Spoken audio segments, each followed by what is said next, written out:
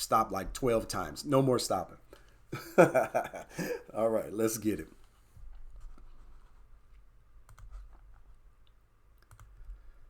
Greetings and welcome to the show, Black Fridays, the show that where we are focused on raising our children to be proud and black. My name is Freddie Taylor. I'm the CEO and founder of Urban Intellectuals, where we make it fun and easy to learn black history. And we do this with a series of historical education products designed to write the black community back into the pages of world history and back into the hearts and the minds of our community. Do me a favor, if you're watching this on replay, type replay. I know most of you are going to watch this on replay, but if you're here with me live, and even if you're watching it on replay, let me know where you're watching from. So give me your city, state, location, country, all that good stuff. We're an international show. I'm very excited about that. So we welcome every one of you to our production. Black Fridays is an 8-week production, 8-week show that we've been putting on. We're into our 4th week now. But again, we are focused on teaching our children to be proud and black. And our aim here is to go delve deeper into specific elements of black history that we believe that empower not only a people, but encourage our young people to reach and actualize their greatness. So we want to make sure that you're sharing the information that you pick up here today and throughout the week. If you joined our mailing list as well, BlackSandCofaClub.com/Black Fridays. You see it up here, BlackSandCofaClub.com/Black Fridays. Sign up for the free list and you'll get a free gift in the process as well. We're always into giving, right? All right, but we believe that history has the power to change the world. We believe that a people who have a thorough understanding of who they are and their contributions on this planet grow up to be better parents, grow up to be better students, grow up to be better educators, lawyers, professionals, family members, community members, better in every way possible. So why not give our children a gift of their marvelous history, right? So that's our goal. Now, Black Fridays is a little bit of a different show. So give me a couple of minutes as I break down how this show is organized, right? So it's broken down into 3 parts. We have a discussion section, we have a reason section, and we have a task section. Inside the discussion section, I'm going to pontificate or lecture a bit on a given topic. In this case, we're talking about the master teacher. I'm so excited to talk about Dr. John Henrik Clarke. And then secondly, we're going to have a reason section where I'm going to give you the reasons on why I think that learning about this individual and the things that they've done are important and why they need to be passed along to our next generation. And then finally, it's going to be a task section where at the end of the show, we're going to give you some additional tools and resources to continue the journey of learning about the individuals and the movements that we talk about here on the Black Friday show. So the learning doesn't have to stop. It continues. So I want you to make sure that you take part in that, right? And that you lock in and get involved and make sure that you're passing along the information to the next generation because we believe that it doesn't take much to do this. We believe that it just takes 5 minutes. 5 minutes a day keeps the miseducation away. Say it with me. 5 minutes a day keeps the miseducation away. 5 minutes a day keeps that miseducation away, right? So it's kind of like the drip theory where you're going to get small doses of this information, passing it along to your children over time. Then you can really make a difference in their impact, really make a difference in their self-confidence, and really make an impact on their future just by passing along the wonderful stories of our history and our culture and an appreciation for our time on this planet, right? So let me get 5 minutes in the comments. If you're with me, 5 minutes, 5 minutes, 5 minutes. I'm very excited that this mantra has been really catching on. We appreciate all of you for that. Now, I want to remind you that we have additional resources, right? Additional free resources and things that go on, because what you're seeing here at the Black Friday show, this particular video is just part of the experience, right? The rest of the experience happens throughout the week. When you join our mailing list, you sign up for the prompts at SandCofaClub.com/Black Friday, SandCofaClub.com/Black Friday. Somebody drop that in the comments for me. It should be in the description as well, SandCofaClub.com/Black Friday. But throughout the week, we're going to give you additional insights and tips and information, links to videos, and just extra information that you can continue to build on your learning and your experiences that we enjoy here, right? In addition to that, you're going to get a free gift just for signing up. So go ahead and check that out. Finally, I got one more bit of housekeeping before I can get into Dr. Clarke, right? I'm so excited. I'm so excited. I got time, right? I got to take your time for it. Okay, so our sponsor for the evening is the Sankofa Club, right? So the Sankofa Club is a resource to help educate your children about our Black history and culture. The Sankofa Club membership gives you instant access to engaged activities, worksheets, and 5-day Black history classes taught by our teachers to embrace our history and to teach your children more about their contributions to humanity. We believe that Black history is world history, and it is a history that empowers our children to unlock their curiosity, unleash their passion for learning, and then take themselves to new heights. Check us out at the Sankofa Club. So sankofaclub.com. Check us out and make sure that you sign up today. Take advantage of our special offers. Okay, getting down to the get down, Dr. John Henrik Clarke. But before I discuss Dr. Clarke, it's ironic, not ironic. It's really good about the progression that we've taken, right? So if you've been joining us since week 1, you know that we talked about Marcus Garvey, right? If you've been joining us since week 1, you know we talked about Mary McLeod Bethune. If you've been joining us since week 1, you know that last week we did the Haitian Revolution, right? And then this week we're talking about the one and only John Henrik Clarke. And I said that it's ironic, or it's just good that this individual comes in the 4th spot because he is a historian, right? I'm going to go into it a little bit, but I was introduced to Marcus Garvey via John Henrik Clarke. I was introduced to the Haitian Revolution via John Henrik Clarke. I haven't studied what Dr. Clarke has said about Mary McLeod Bethune, but I'm absolutely certain that the brother knows his material and has studied the young the activists as well, right? So I just think go back and check out those previous episodes. It was a great conversation about all 3 of them, but Dr. Clarke kind of ties them all in because he's an historian who's been studying their lives and the impacts they have had and others all around the globe throughout the African diaspora, correct? Got me. All right, now this I need to open with one of my favorite Dr. Clarke quotes. The brother says, "I only debate my equals.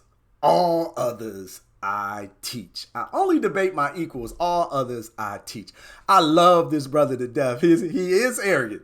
I know a lot of people push back when we talk about this particular comment and his statement.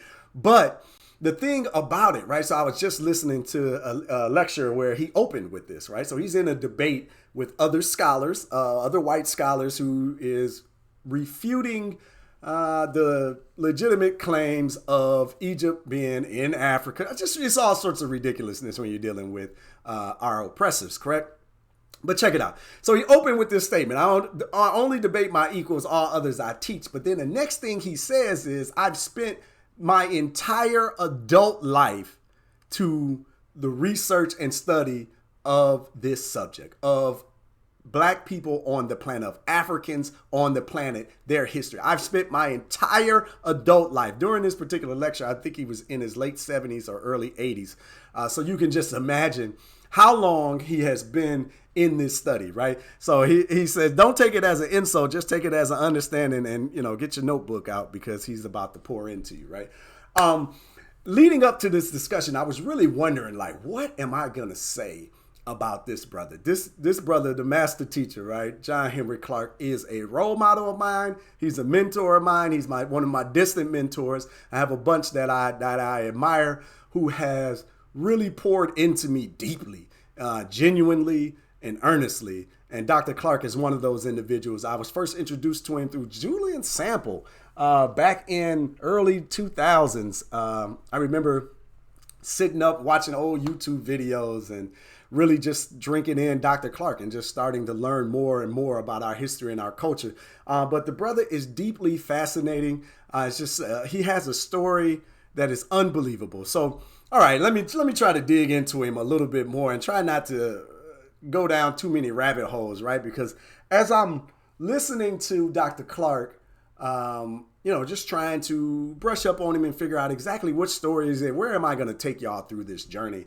I just realized how impacted my life has been by him, and how much when I open my mouth to talk, it's really just Dr. Clarke pouring out, right? Because the work that he has done has been second to none. He's written umpteen books, done umpteen hundreds of lectures, and many of them are on YouTube, so you can definitely bless yourself to go and enjoy some of his materials. This was one of my first Dr. Clarke books I read, Christopher Columbus and the African Holocaust. I didn't even realize it was a Dr. Clarke book, but I read this in about, I think must have been the early 2000s. I didn't even realize that he was the author until recently.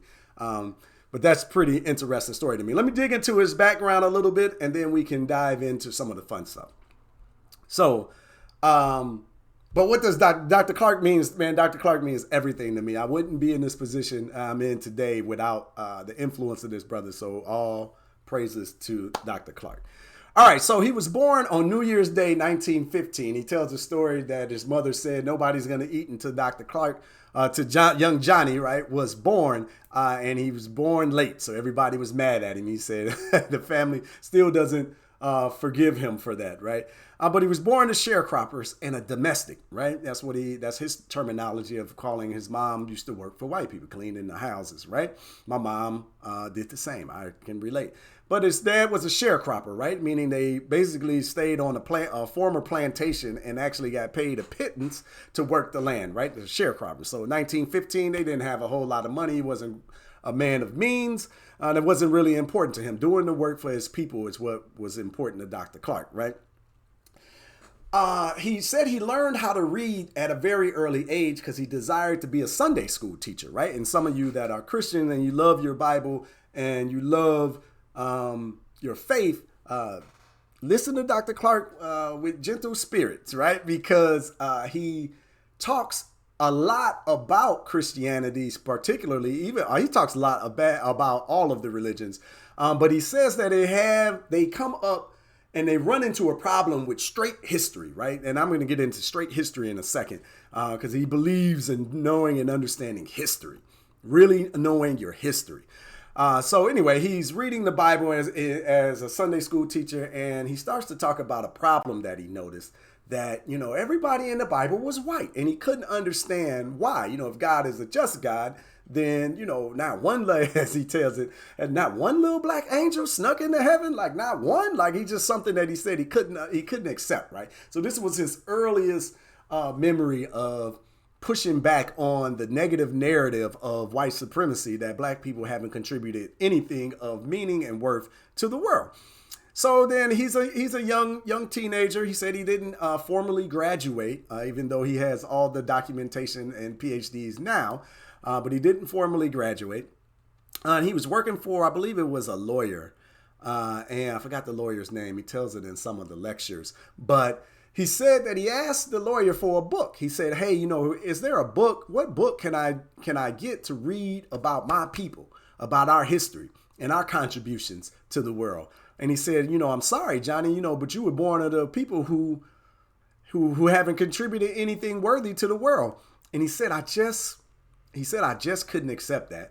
Never sat well with me. Couldn't accept it. And I refuse to believe that my people haven't done anything worthy on this planet, right? So tying in the Bible story along with this one, right? So at 18 years old, he jumps on a boxcar and he journeys to Harlem, journeys to New York. Boxcars, right? So riding the rails. They used to sneak onto our ancestors used to sneak onto the trains, and that's how they traveled around the country in the boxcars, right? So anyway, this is 18. He ends up in Harlem, New York. He is blown away. It's the early mid 30s. Harlem is a bustling area. A lot is going on. Garvey had just left the area, had just left the scene. If you really know your history about Garvey, and if you were checking out our first edition, right, of the Black Friday show when we're talking about Garvey.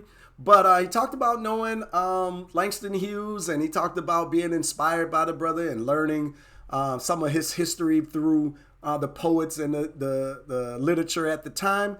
But it wasn't until he met Arturo Schomburg. And I get a lot of my books from Dr. Clarke, right? So Arturo Schomburg, Arturo Schomburg is the man, right? So if you've ever been to Harlem and you've seen that big library on 135th, I think 135th and I forget what it's called. Lenox Ave. There we go. But it's a big library there, but it was Arturo Schomburg's library, the Schomburg Center for Research of Black Culture, right? So it was Arturo Schomburg that really brought in Dr. Clarke to his understanding about history, right? And culture. And he tells the story of how the day that he met Arturo Schomburg, and he's like, I'm 18 years old, I'm brash, and I run up to him and I'm like, hey, I want to know the history of our people henceforth from ancient times to today, right now, on your lunch hour. Give it to me, right? And he says, Schomburg giggles at him and he says, if you really want to understand the history, if you really want to understand the history of your people on this planet, then go study your oppressor's history. Go study why they found it so necessary to write you out of the pages of history. And Dr. Clarke said he was floored by that because he was wondering what? Like he was thinking he wanted to go learn his history, and Schomburg is telling him to go learn the history of his oppressors. And he said that's what he did. He said a lot of us have problems because we don't know and we don't read straight history, right? So he recommended a book of which I ordered the other day. Woo! It's a thick one, but it's supposed to be a classic. H.G. Wells' The Outline of History. Now, this is a white author who was writing about the history of the world.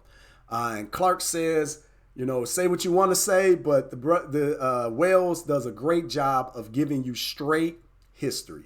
Straight history. And this is what we need so that we can have a chronological understanding of what has transpired so that we can understand the things that we need to do today. One of the famous quotes that Dr. Clarke makes that I love to this day is you shouldn't have a conversation about anything until you understand how it came to be. Meaning, if you don't know and understand the history leading up to a particular moment, you could find yourself arguing on the wrong side of a particular position.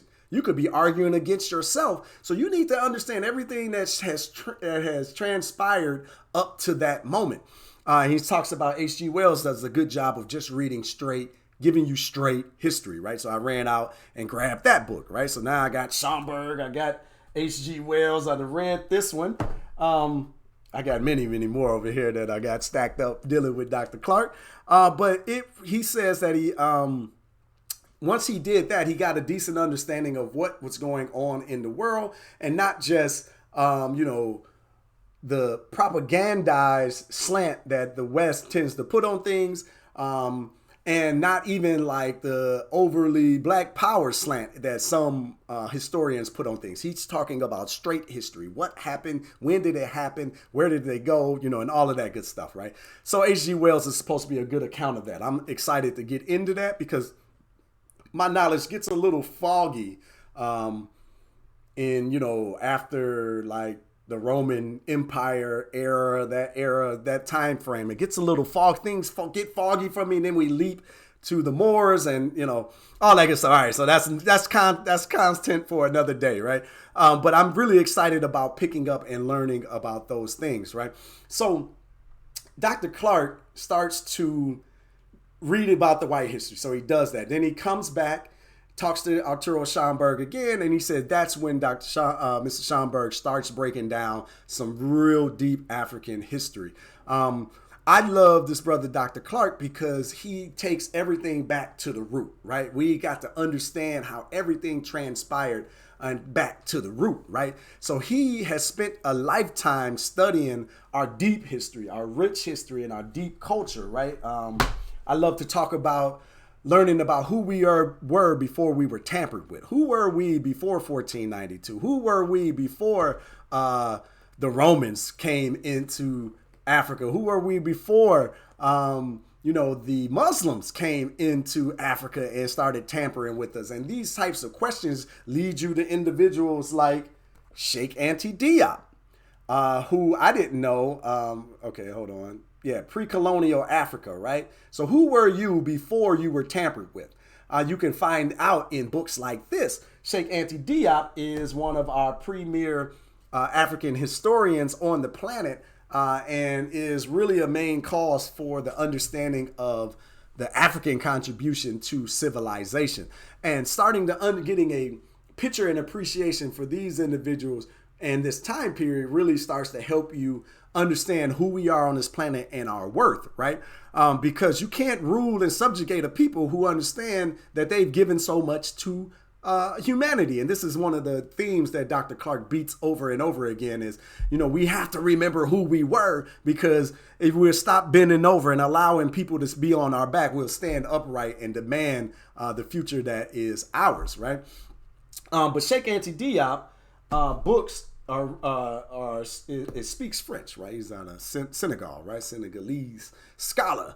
But the West wouldn't accept his books, right? So found out that Dr. Clarke was a pioneer of getting his studies, Sheikh Anta Diop's studies and research brought to the West, published in America, so that we could start to understand and learn this deep, rich history and culture. Another book that Clarke put me up on is When Egypt Ruled the East. When Egypt Ruled the East. All right. So all these are recent orders because I've been studying for this particular conversation, right? But Dr. Clarke does an amazing job of giving you a nice, simple understanding and overview of history. I think a lot of us today have a problem because we don't really understand and appreciate our history. So it's individuals like Dr. Clarke that have spent a lifetime studying this information and bringing it to our community. I think that this is the very important works. I am so biased because I love this brother. I have for everything that he's poured into me. During our challenges, we always recommend it. Anytime somebody says, Freddie, I don't really know our history, where should I start? Right? I always point them to Dr. Clarke, but specifically to A Great and Mighty Walk, right? A Great and Mighty Walk is like an 1.5-hour documentary that Dr. Clarke breaks down history. It's like a timeline of history. Starts right around Imhotep, so about I think he starts about 4,000 or 5,000 BC. Not Imhotep, but Dr. Clarke in the history on this documentary. So then through this documentary, he just walks you straight forward in history on what transpired, what happened with Egypt, what happened with Ethiopia, what happened over the time period, what happened when the Romans came in, what happened when the Arabs came in, what happened after that. You get to Hannibal and the Moors and the slave trade and the Ashanti Wars and all of these fabled stories that we seem to have forgotten, right? So I think that Dr. Clarke, I would never put myself in the class of Dr. Clarke, right? I think that what we're doing at Black Fridays and what we're doing at Urban Intellectuals in general is more like a finger pointing at the master teachers, pointing at individuals like Dr. Clarke who have done the research, who have done the work necessary to liberate a people's mind, right? Because you have to liberate the minds of the people before they can liberate their bodies, because I heard him say it today. No one can give you freedom. It must be taken for yourself, right? So we have to liberate our minds first. This is why Gil Scott-Heron talked about the revolution won't be televised, because it's going to happen in between the ears of our minds, right? And hopefully the ears of our young people, if we're doing what we need to do in passing along this sacred information, right?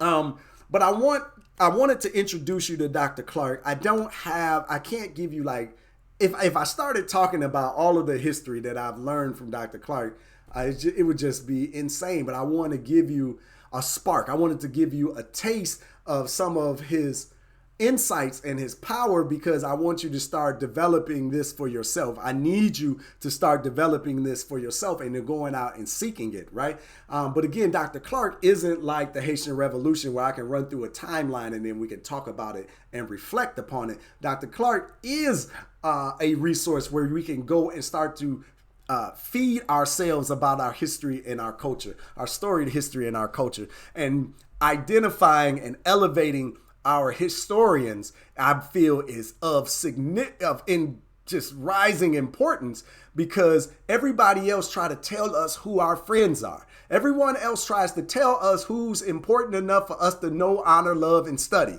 No, we're not going to do that. We're going to decide who is important for us ourselves, right? And one thing I got to touch on really quick, because Dr. Clarke absolutely clowns Henry Louis Gates Jr., right? Skip Gates, right?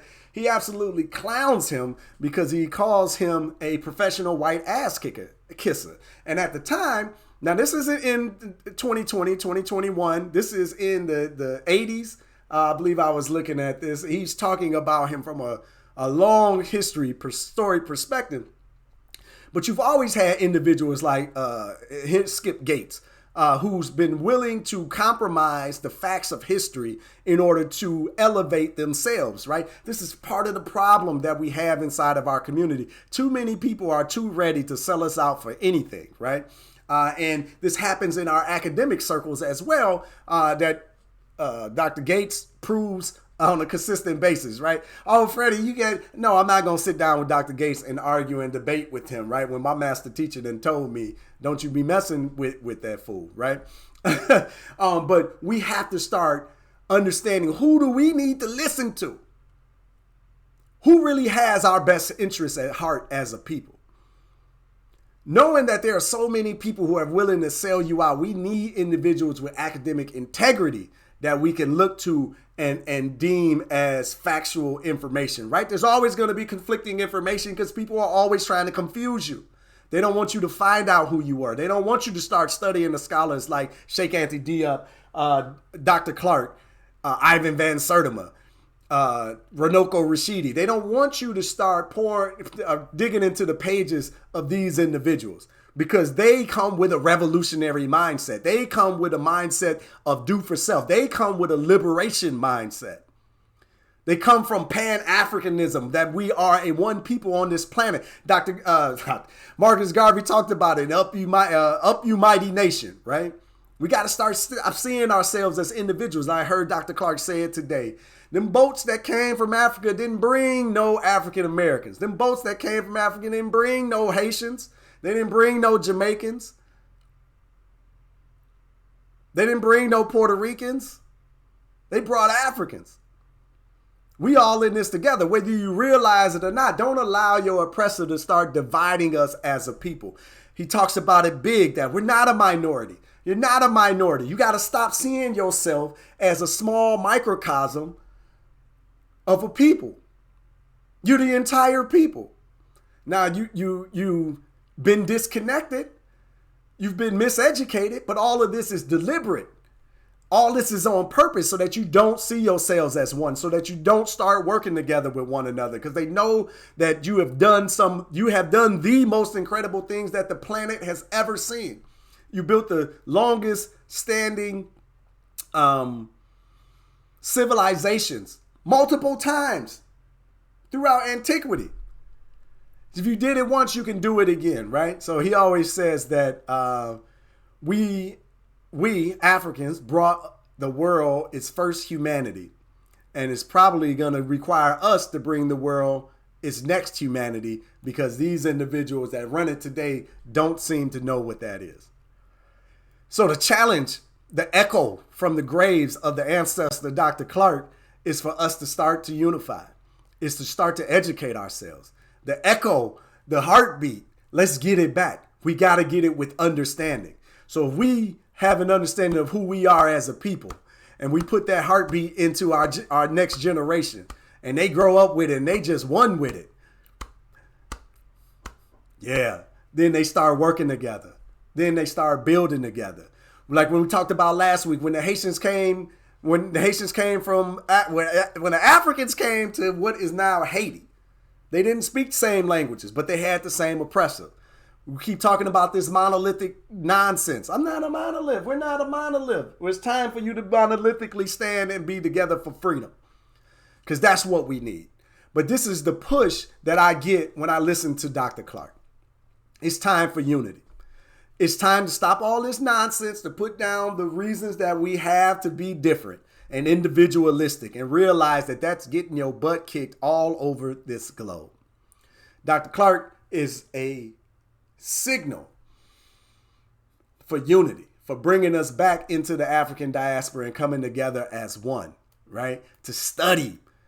He talks about our community has this obsession with overhearing conversation at a dinner party and then going out and speaking as if you are an expert on the subject. Now, I don't think dinner party. I think social media. You read a couple of memes, and then all of a sudden you're an expert on the subject.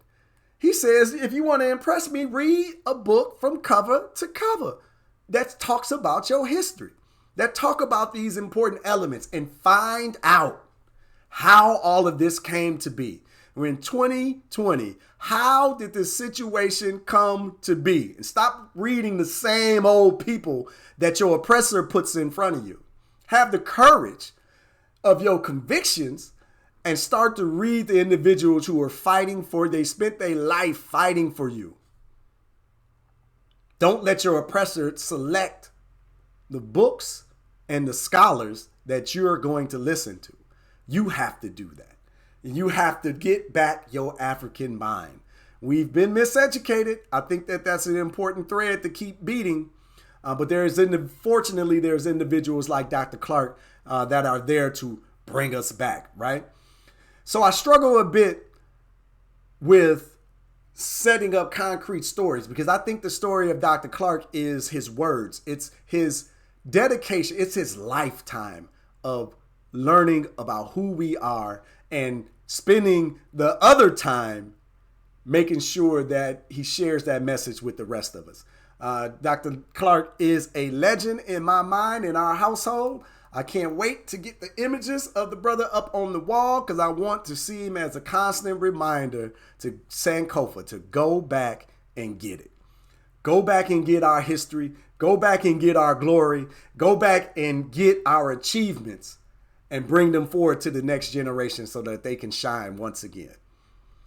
So I think Dr. Clarke must be shared with ourselves, but I think the next generations must know about Dr. Clarke so that they can start drinking in the fruit of his knowledge and experience so that they can have a proper mind in this world and join the African diaspora in a proper fashion so that we can liberate ourselves. Nobody's going to give us freedom.